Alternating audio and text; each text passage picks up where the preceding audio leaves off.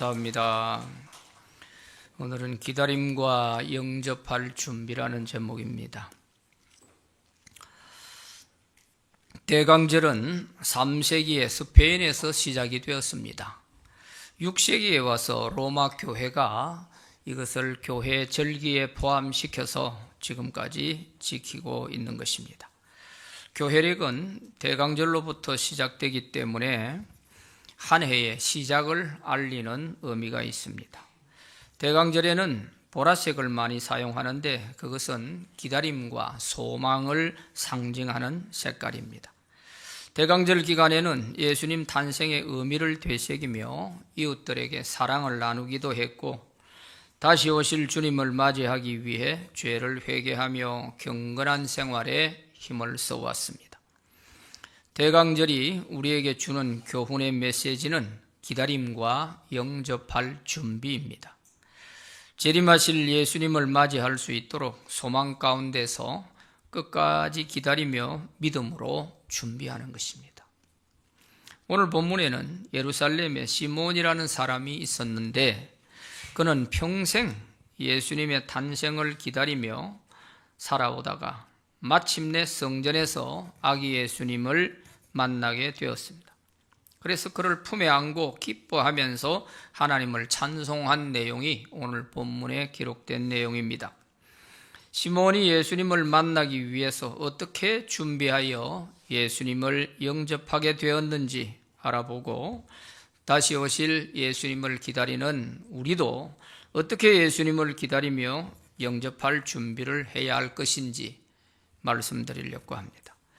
첫째는 약속을 믿고 기다려야 합니다. 오늘 본문 25절에 보면 시몬이라 하는 사람이 있으니 이스라엘의 위로를 기다리는 자라 그랬습니다. 또 30절 31절 말씀에 보면 내 눈이 주의 구원을 보아사오니 이는 만민 앞에 예비하신 것이요, 이런 말씀이 있습니다. 시몬은 평생을 이렇게 주님의 탄생을 기다리면서 살아오다가 끝내 주님의 구원을 보게 됐다 하는 말씀이죠. 시몬이 이렇게 기다릴 때 무엇을 붙들고 기다렸을까? 그것은 바로 하나님의 약속의 말씀입니다. 구약 성경에서 하나님이 구원자 메시아를 보내주신다 하신 그 약속의 말씀을 붙들고 평생을 주님 오시기를 기다린 사람이었습니다.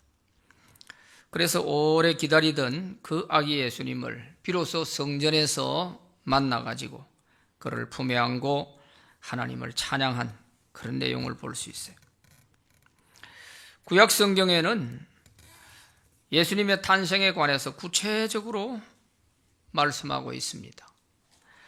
창세기 3장 15절에서 여자의 후손으로 예수님이 오실 것이다 말씀하셨고, 또 예수님은 아브라함과 다윗의 후손으로 오실 것이다 말씀하셨습니다.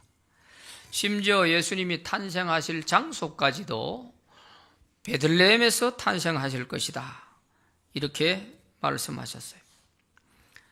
탄생하시는 방법에 있어서 여자의 후손으로 오신다고 하셨는데 이것은 예수님 탄생 700년 전에 이사야 선지자를 통해서 좀 더 구체적으로 말씀을 해 주셨는데, 보라 처녀가 아들을 낳을 것인데 그 이름을 임마누엘이라 하라 하면서 처녀의 몸에서 탄생하실 것이라는 것을 구체적으로 말씀해 주셨어요.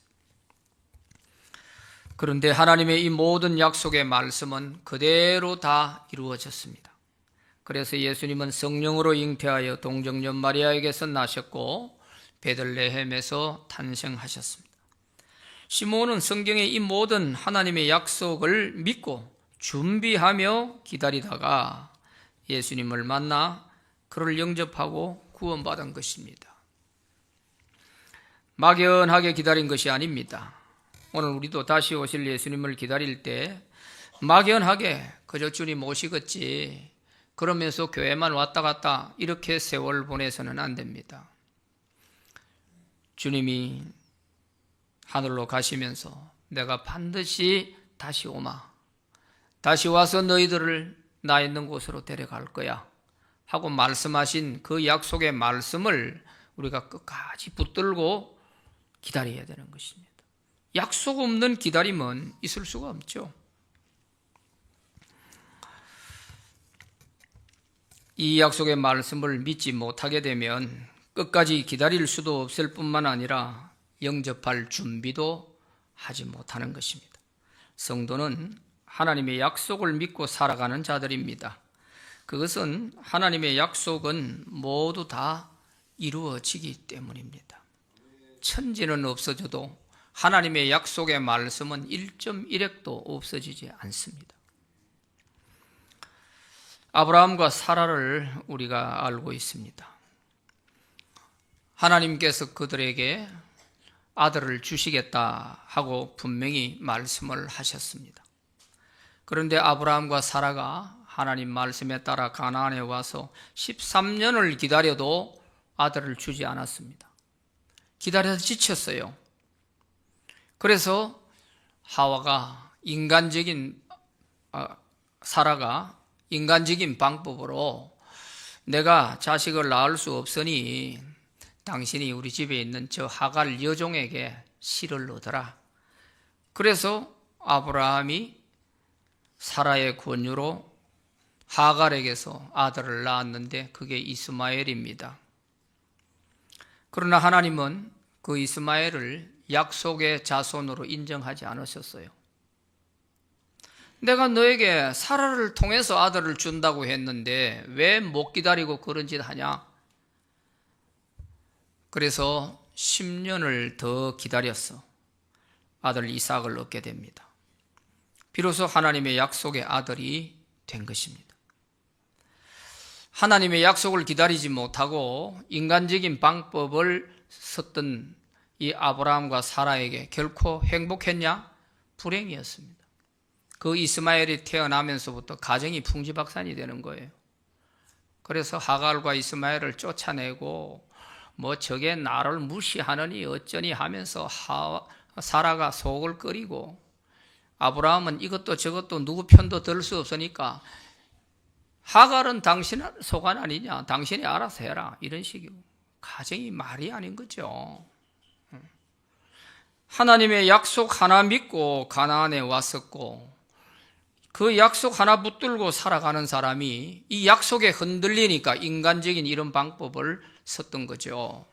이런 인간적인 방법이 결코 자기들 당대에만 불행한 것이 아니라 후손 대대의 불행을 물려주게 되는 것입니다. 오늘날 아랍과 이스라엘의 전쟁이 끝없이 계속되고 있습니다. 지금도 저 중동의 전쟁이 얼마나 극심하게 일어나고 있습니까? 이 이스라엘과 아랍, 그 중동 간의 전쟁은 이스마엘과 이삭의 싸움입니다.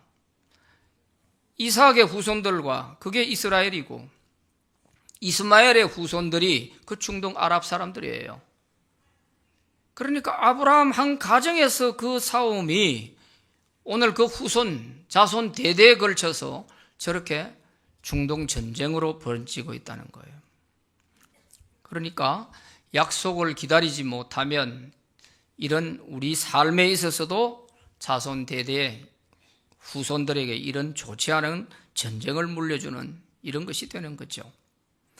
하나님의 약속하신 말씀대로 우리가 기다리고 그 약속을 우리가 얻어야 되지 절대로 성급한 마음에서 인간적인 방법을 사용하면 불행한 것입니다. 그러므로 우리가 이 약속을 끝까지 믿고 우리가 기다릴 수 있어야 돼요. 옛날에 우리 교회 전도사님으로 계셨던 그 김태윤 이제 목사님이 되셨죠. 목사님은요, 우리 교회에 계실 때 애가 없었어요. 10년 만에 아들, 딸을 얻었어요. 참 하나님의 놀라운 은혜지요. 불가능한 것 같지만 우리가 믿음으로 끝까지 기다리면 하나님이 이렇게 이루어 주시는 것이죠. 다윗 왕은 자기가 왕이 되었을 때보다 한 10년 전에 먼저 왕이 될 수 있는 기회가 여러 번 있었습니다. 사울을 죽이고 자기가 왕이 되려고 했으면 한 10년 먼저 왕이 될 수 있었어요. 그렇지만 다윗은 자기 믿음의 중심이 절대로 하나님이 기름 부어 세운 사울 왕을 내 손으로 죽여서 내가 왕이 되려고 하는 이거는 하나님이 기뻐하지 않으신다. 이런 마음과 중심을 가지고 살았기 때문에 옆에 자기를 도와주는 신하들 부추겼어요. 이 기회 놓치면 이제 두고두고 후회합니다. 지금 저 사울을 죽이고 다윗 당신이 왕이 돼야 됩니다. 이러면서 그렇게 얘기를 했지만 다 무시하고 듣지 않았습니다. 그리고 사울을 피해서 10여 년을 계속 피난을 다니고 숨어 살게 되는 거예요. 그러다가 하나님이 사울을 제거하시고 난 후에 자연스럽게 백성들의 추대를 받으면서 다윗이 통일왕국의 왕이 되는 것입니다. 그래서 성군 다윗이 되는 거예요. 손에 피 묻히지 않고 할 수 있었던 거예요. 인간적인 방법을 썼더라면 한 10년 임금이 먼저 될 수는 있었을지 모르지만 결코 하나님이 기뻐하시는 그런 일은 안 됐을 거예요. 이렇게 하나님이 너를 내가 왕으로 세웠다 하면 하나님이 세우실 때까지 기다리면 되는데 그거를 못 기다려가지고 인간적인 방법으로 조급한 마음을 가지고 촐랑대다가 신세 망치는 사람 많이 보았습니다. 노아 홍수 때 노아의 식구들은 하나님의 약속의 말씀을 믿고 맑은 날 산중턱에 가서 나무를 잘라서 배를 만들었어요. 그러나 다른 사람들은 그 노아를 이해하지 못했습니다. 이 맑은 날 무슨 산에서 배를 만들고 있냐? 이제 나이가 들어서 저 노아가 좀 정신이 이상한 거 아니냐? 아마 온갖 조랑도 받았을 것입니다. 그러나 노아의 8 식구들은 흔들리지 않고 끝까지 그 하나님의 약속의 말씀을 믿고 배를 만들어서 결국은 살아남았습니다. 노아의 8 식구 외에는 다 홍수에 죽었습니다. 노아의 식구들이 제2의 인류의 조상이 될 수 있었습니다. 약속의 말씀을 믿고 기다린 자, 준비한 자, 그들만이 살아남는 것입니다. 오늘 우리도 마찬가지입니다. 주님의 다시 오심을 우리가 믿음으로 준비하고 기다리는 자가 다시 오실 주님을 만나게 될 것이고, 설령 우리 살아있는 동안 주님이 안 오신다 할지라도 내가 세상을 떠나서 주님 앞에 가서 주님을 만나도 우리는 부끄럽지 않게 만날 수 있을 것입니다. 개인의 종말과 우주적 종말 사이에 우리가 살아가고 있기 때문에 이 양면에서 우리가 준비만 잘 되면 그게 오늘이든 그게 10년 후든 아무런 걱정할 게 없는 것입니다. 시몬이 예수님을 평생 기다릴 수 있었던 것도 하나님이 약속하신 이 말씀을 믿고 있었기 때문입니다. 오늘 우리도 성경에 2163번이나 예수님이 다시 오신다고 하신 이 재림의 약속을 굳게 붙잡고 끝까지 기다릴 수 있기를 바랍니다. 흔들리지 마시기를 바랍니다. 두 번째, 성령 충만해야 합니다.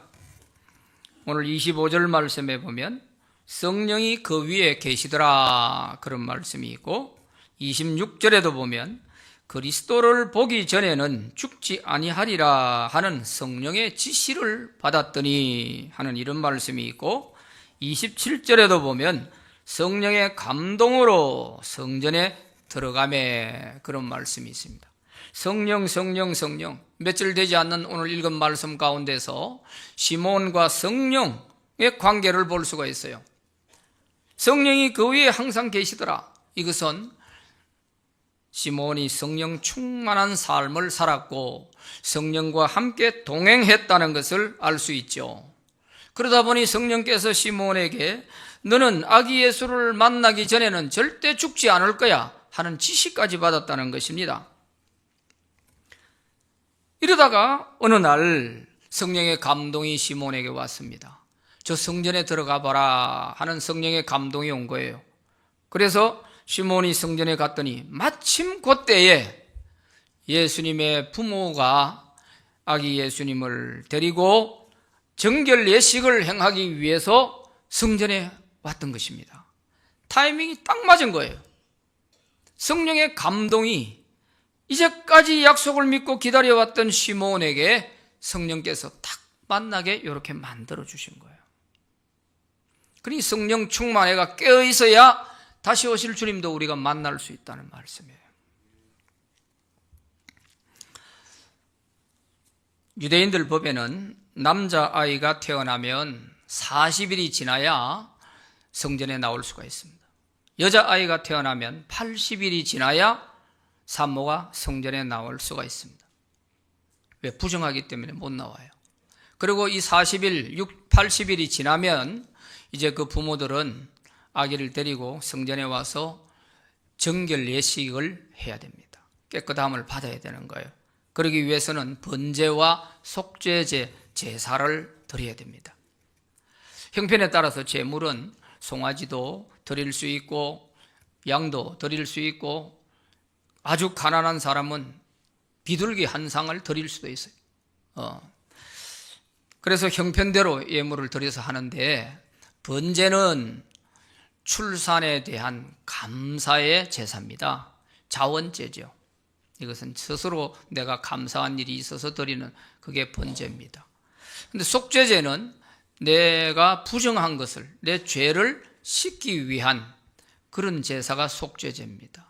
그래서 이 속죄제는 제물을 드려야 되는데, 예수님의 부모는 얼마나 가난했던지 제물을 드리는 걸 보면 거기에 집비둘기, 산비둘기 이 두 상을 가져와 가지고 정결 예식의 제물로 드리려고 했다 하는 것을 24절에 보면 알 수 있어요. 또 주의 율법에 말씀하신 대로 산비둘기 한 상이나 혹은 어린 집비둘기 둘로 제사하려 함이라 이랬어요. 그만큼 가난했던 것이죠. 이렇게 절묘하게 성령의 감동으로 아기 예수님을 만나서 그 아기 예수를 품에 안고 시몬이 하나님께 찬양한 내용이 28절부터 32절에 나와 있습니다. 시몬이 아기를 안고 하나님을 찬송하여 이르되, 주제여, 이제는 말씀하신 대로 종을 평안히 놓아주시는도다. 내 눈이 주의 구원을 보아사오니 이는 만민 앞에 예비하신 것이요 이방을 비추는 빛이요 주의 백성 이스라엘의 영광이니이다 하니, 그렇게 말씀하고 있습니다. 자, 여기에 두 가지죠. 첫째는 시몬이 주님 정말 감사합니다. 이제 제가 평안히 눈을 감고 세상을 떠날 수 있게 되었습니다. 왜? 죽기 전에, 아기를 만나기 전에는 죽지도 못했어요. 그러니까 시몬이 이 당시에 나이가 많았다는 것이죠. 이제 세상 떠날 때가 됐는데도 주님이 놔주지를 않으시는 거예요. 너는 아기 예수 만나기 전에는 절대 죽지 않을 거야 하고 성령의 지시를 받았으니 죽는 것도 마음대로 안 되는 거예요. 그래서 먼저 감사하는 것이, 이제 말씀하신 대로 종을 평안히 놓아주시는군요. 이제 제가 평안히 눈을 감고 세상을 떠날 수 있게 됐습니다 하는 것이고, 그 다음에는 예언적인 그런 말씀을 찬양으로 하고 있는 것입니다. 거기 보면 이는 만민 앞에 예비하신 것이요 이방을 비추는 빛이요 주의 백성 이스라엘의 영광입니다 하는 이런 내용들은 예언적인 말씀이에요. 그래서 앞으로 이 아기가 만민에게 예비된 구세주가 될 것이고 이방을 비추는 빛이 될 것이고 이스라엘의 영광이 될 것이다, 이렇게 예언한 것이죠. 이때 시몬이 얼마나 성령이 충만했으면 앞으로 되어질 일들에 대해서 하나님께서 이렇게 예언을 하도록 해주신 거예요. 바로 시몬이 아기 예수를 만나지 않고는 죽지 않을 것이다, 이렇게 하시고 그때까지 살려두시고 만나게 하신 목적이 여기에 있는 것입니다. 이 예수님에 대해서 선포하라는 것이죠. 선포하라. 그리고 그 뒤에 가서도 보면 34절에도 보면은 시몬이 그들에게 축복하고 그 어머니 마리아에게 말하여 이르되 이는 이스라엘 중 많은 사람을 패하거나 흥하게 하며 비방을 받는 표적이 되기 위하여 시험을 받았고 칼이 내 마음을 찌르듯 하리니 이는 여러 사람의 마음의 생각을 드러내려 함이라. 사람들의 마음속에 그 죄악을 찔러서 회개하게 만들고 또 흥하게 하며 비방받는 표적이 될 것이다. 그래서 십자가 지고 돌아가시게 되는 거 아니겠습니까? 이렇게 예수님의 일생에 대한 부분을 예언적으로 시몬이 성령이 충만해서 이렇게 찬양을 하게 됐다 하는 것을 볼 수 있습니다. 오늘 우리도 다시 오실 주님을 만나려면 성령 충만한 사람이 되어야 될 줄 믿습니다. 10처녀에 비유해서 미련한 5처녀는 등만 준비하고 기름을 준비하지 못했어요. 그래서 신랑이 왔을 때 기름 사러 갔다가 그 사이에 신랑은 잔치집에 들어가고 문은 다 쳐버렸어요. 그래서 미련한 5처녀는 못 들어갔어요. 그 잔치자리에. 이것은 바로 오늘 우리가 성령의 기름을 준비하지 못하고 그저 빈 등만 준비하고 있는 이런 사람이 되면 우리도 주님이 베푸신 천국 잔치에 못 들어간다 그런 말씀이에요. 빈 등만 들고 있으면 뭐예요? 기름이 있어야 되죠.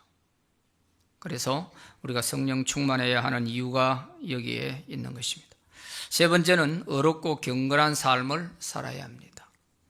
25절 말씀에 보면 예루살렘에 시몬이라 하는 사람이 있으니 이 사람은 어렵고 경건하여 이스라엘의 위로를 기다리는 자라. 성령이 그 위에 계시더라고 그랬어요. 이 사람은 어렵고 경건한 삶을 살았다 했습니다. 이것이 바로 시몬이 주님이 오실 약속의 말씀을 믿고 기다리면서 자기가 주님을 영접할 수 있도록 준비했다는 뜻입니다. 주님이 오실 것을 믿고 준비하는 사람은 어렵고 경건한 삶을 살면서 주님을 맞이할 준비를 한 거죠. 준비를 했어요. 이 당시 종교 지도자들은 성경은 너무 잘 알고 있었어요. 주님이 어디에 오신다 하는 것까지도 다 알고 있었어요. 동방 박사들이 와서 헤롯 왕에게 물었을 때 여기에 왕이 태어난다고 하는데 왕이 어디서 태어났는지 좀 알 수 있겠습니까? 했더니 헤롯 왕이 제사장들을 다 불러 모아가지고 물어봤어요. 그리스도가 어디서 태어난다고 하더냐? 하니까 베들레헴에서 태어난다고 합니다. 알기는 잘 알아요. 그런데 아무도 준비를 안 하는 거예요. 제사장들은. 종교 지도자들은 세상 그 정치 권력에 물이 들어가지고 거기에 맛을 보고 주님이 언제 오시든 관심 없어. 그리스도가 베들레헴에 왔다는 것을 안다고 동방 박사들이 찾아와가지고 그렇게 물으면 정신이 번쩍 들어야 될 거 아니에요.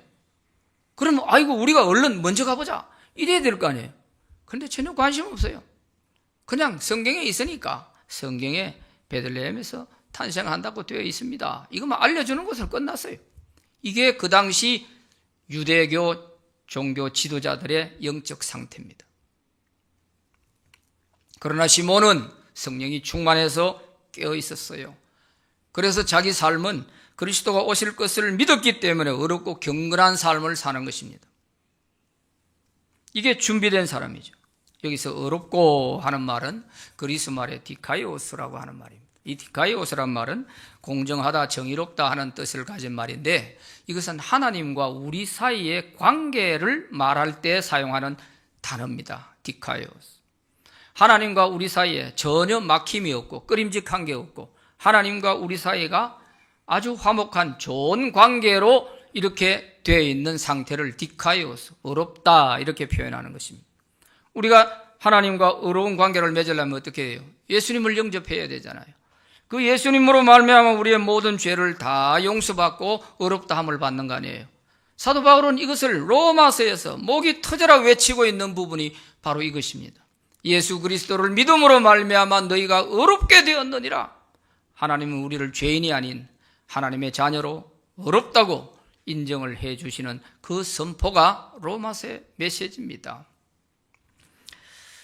그래서 우리가 주님을 맞이하기 위해 준비해야 될 것은 하나님과 나 사이에서 조금 더 끄리끔한 그런 죄가 없어야 되는 거예요. 이걸 놔두고는 주님 만날 수가 없어요. 사람 앞에서는 어려운 척 하지만 내 속에는 하나님 앞에 부끄러움이 있으면 안 되는 거예요. 또 경건하여 하는 이 말도 그리스 말에 율라베스라고 하는 단어인데, 이것은 독실하다, 경건하다, 신중하다 하는 이런 뜻인데요.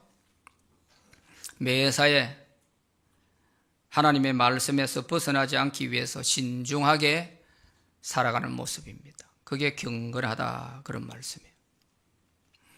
그래서 우리가 다시 오실 주님은 심판주로 오십니다. 우리를 이제는 구원하러 오시는 게 아니고 구원받은 자들을 하늘나라로 데려가기 위해서 오시는 거예요. 그러니까 이제 우리는 지저분한 모습으로, 더러운 모습으로 그 주님을 만날 수가 없잖아요. 그래서 철저하게 회개해야 될 건 회개하고 주님을 만날 수 있는 준비를 해야 되는 거예요. 그게 의롭고 경건하여 하는 말씀이에요. 특히 여기서 경건하다는 이 말은 겉으로 보기에는 경건하게 신앙이 좋은 독실한 사람같이 보이는데 속으로는 전혀 아닌 그런 사람들이 있죠. 그래서 이렇게 되면은 안 된다는 거죠. 아니나 밖이 똑같아야죠. 주님이 오신다는 것을 믿어도 준비하지 않는다면 결코 주님을 영접할 수 없습니다. 그래서 시몬은 자신의 삶을 주님을 영접하는데 부끄러움이 없도록 어렵고 경건하게 살아왔던 것입니다. 이것이 시몬이 주님을 영접하기 위해 평생 준비하며 살았다는 것을 증명하고 있는 것입니다. 오늘 우리도 다시 오실 주님을 영접하려면 어떻게 준비하며 살아야 할까? 성경에서 이렇게 가르쳐 줍니다. 디모데후서 3장 5절 같이 읽어봅니다. 시작. 경건의 모양은 있으나 경건의 능력은 부인하니 이 같은 자들에게서 내가 돌아서라. 경건의 모양만 갖고 있는 거예요. 사람들 보기에는 껍데기는 거룩해 보이고 경건해 보여요. 그러나 그 능력은 부인하는 거예요. 그래 삶은 뭐하냐? 속으로는 그렇게 생각하면서 겉으로는 사람 보기에는 그럴듯하게 믿음 좋은 사람처럼 이렇게 보이는 거예요. 이거 참 큰일 납니다. 이거는 자기 자신을 자기가 속이는 것이고 하나님을 속이는 것이 되는 거예요. 결코 그래가지고는 다시 오실 주님 만날 수가 없어요. 오늘 내가 예수 믿었으니 구원받았으니까 천국 가는데 문제없다? 그것만 믿고 있어가 될 때가 아니에요. 성령 충만하다면 우리 안에 성령께서 우리가 뭐라고 말씀하십니까? 너 그 회개해. 회개하지 않으면 안 돼! 하고 성령께서 계속 우리 마음을 지금 경고하고 있는데도 안 듣는단 말이에요. 그러면 안 되는 것입니다. 이것은 말세에 나타난 징조로서 마지막 때가 되면 이 불신자들이 이런 게 아니에요. 성도들이 경건의 모양은 가지고 있는데 경건의 능력은 부인하는 이런 자들이 말세의 징조에 나타난다는 것입니다. 이렇게 기다리는 건 아무리 기다려도 실패할 수밖에 없죠. 또한 기다리다 지쳐가지고 오히려 포기한 그런 사람들도 성경에 나옵니다. 주님이 오신다 오신다는데 왜 이렇게 안 오시냐? 그거 다 거짓말 아니냐? 이러면서 기다리다 지쳐가지고 그만 포기한 이런 사람들이 있었어요. 베드로 후서에 보면은 그런 사람들을 두고서 사도 베드로가 그렇지 않다 하고 설명해 주는 내용이 있습니다. 베드로후서 3장 8절부터 14절까지 같이 한번 읽어봅니다. 시작. 사랑하는 자들아, 주께는 하루가 천년 같고 천년이 하루 같다는 이 한 가지를 잊지 말라. 주의 약속은 어떤 이들이 더디다고 생각하는 것 같이 더딘 것이 아니라 오직 주께서는 너희를 대하여 오래 참으사 아무도 멸망하지 아니하고 다 회개하기에 이르기를 원하시느니라. 그러나 주의 날이 도둑같이 오리니 그날에는 하늘이 큰 소리로 떠나가고 물질이 뜨거운 불에 풀어지고 땅과 그 중에 있는 모든 일이 드러나리로다. 이 모든 것이 이렇게 풀어지리니 너희가 어떠한 사람이 되어야 마땅하냐? 거룩한 행실과 경건함으로 하나님의 날이 임하기를 바라보고 간절히 사모하라. 그날에 하늘이 불에 타서 풀어지고 물질이 뜨거운 불에 녹아지려니와 우리는 그의 약속대로 의가 있는 곳인 새 하늘과 새 땅을 바라보도다. 그러므로 사랑하는 자들아, 너희가 이것을 바라보나니 주 앞에서 점도 없고 흠도 없이 평강 가운데서 나타나기를 힘쓰라. 아멘. 기다리다 지쳐 나가 떨어져 있는 사람들에 대해서 사도 베드로는 사랑하는 자들아, 절대 그 약속이 없어진 게 아니다. 주님은 당장이라도 오실 수 있지만 참고 기다리고 계신다. 왜? 한 사람이라도 더 멸망하지 않고 구원받고 회개하고 구원받고 돌아오기를 원하시기 때문에 지금 기다리고 계시는 것이다. 그래서 하루가 천년 같고 천년이 하루가 같이 이렇게 주님은 참고 기다리고 계신다. 그러니 너희가 어떠한 사람이 되어야 되겠느냐? 어떤 사람으로 살아가야 되겠느냐? 거룩한 행실과 경건함으로 주의 오실 날을 간절히 사모하고 기다려야 되지 않겠느냐? 이렇게 한 자들은 약속대로 새 하늘과 새 땅에 다 들어가게 될 것이다. 그렇게 말씀하십니다. 오늘 우리는 주님 기다리다 지쳐 이렇게 약속을 믿지 못하고 오히려 회의에 빠지는 이런 일은 절대로 없기를 바랍니다. 우리는 개인의 종말과 우주적 주님의 오실 날과 사이에 살고 있어요. 그러니까 주님이 우리 살아계실 동안에 오시면 더 좋고, 아니면 내가 세상을 떠나서 주님께 갈 날이 있기 때문에 가서 주님을 만나도 좋고, 그러니까 어떤 경우에서든지 우리가 주님을 만나는데 준비만 돼 있으면 아무 문제가 없는 것입니다. 준비가 안 돼 있으니 이게 문제인 거죠. 내일 일을 몰라요, 우리가. 그래서 우리는 거룩한 행실과 경건함으로 주님의 오실 날을 사모하며 기다릴 수 있어야 될 것입니다. 그래서 성령 충만하고 어렵고 경건한 삶을 통해서 잘 준비해야 할 것입니다. 역사가 어둡고 죄악의 밤이 깊어갈수록 새벽은 가까워지는 법입니다. 세상의 소망이 하나 둘 끊어질 때 주님은 더욱 가까이 다가오고 계실 것입니다. 우리는 모두 새 하늘과 새 땅의 주인공들이 다 되시기를 바랍니다.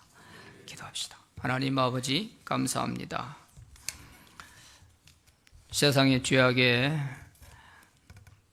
어둠이 깊어질수록 새벽은 가까워오는 것이니, 세상에 이해할 수 없는 죄악이 난무하는 것을 볼 때마다 낭망할 것이 아니라 주님을 향하여 우리는 머리를 들고 오실 주님을 바라볼 수 있는 믿음의 눈을 주시기를 원합니다. 세상이 좋으면 주님의 시선이 멀어질 것이니 세상에 여러 가지 죄악들로 말미암아 소망이 끊어질 때 우리는 주님을 더욱 간절히 사모하고 찾게 됩니다. 그래서 세상 돌아가는 모든 일들에 우리는 탄식하지 말고 오히려 주님을 바라보며 믿음 준비 잘해 나가는 우리 모든 신광의 성도들 되게 하여 주시옵소서. 심판하러 오실 주님 앞에 이 땅에서든 주님 나라에서든 언제든지 주님 배울 수 있도록 준비하는 우리 모두가 되게 하여 주옵소서. 예수님 이름으로 기도하옵나이다. 아멘.